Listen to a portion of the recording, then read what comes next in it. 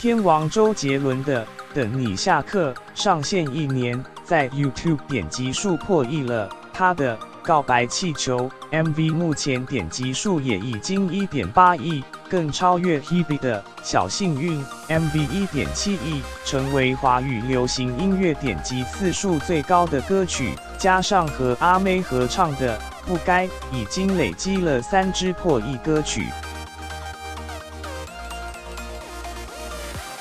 歌手周杰伦，等你下课，躺在你学校的操场看星空，教室里的灯还亮着，你没走。天王周杰伦在39岁生日时推出的新歌《等你下课》，经过1年时间 ，MV 10日在 YouTube 点击成功破亿，成为他第3支的破亿歌曲。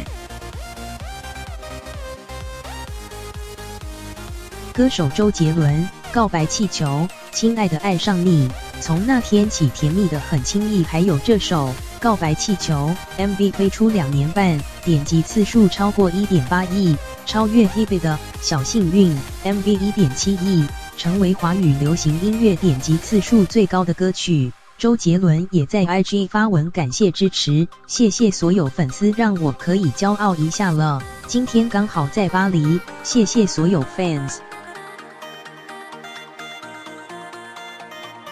歌手周杰伦 vs 张惠妹，不该，你还是住在我的回忆里不出来，让我们微笑离开，让故事留下来。第3首则是和阿妹张惠妹合唱的《不该》，点击次数1.2亿，也是目前破亿排行榜中唯一的男女合唱歌曲，而破亿女歌手还有她。歌手邓紫棋，光年之外，我没想到，为了你我能疯狂到邓紫棋的光年之外，在 YouTube 也有1.7亿点击数，以及拥有独特咬字的白安。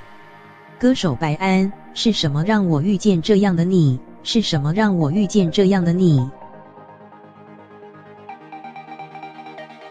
自己作词作曲的，是什么让我遇见这样的你 ？YouTube 点击次数1.1亿，耐听华语歌持续加入破亿俱乐部，见证这些神曲的高人气。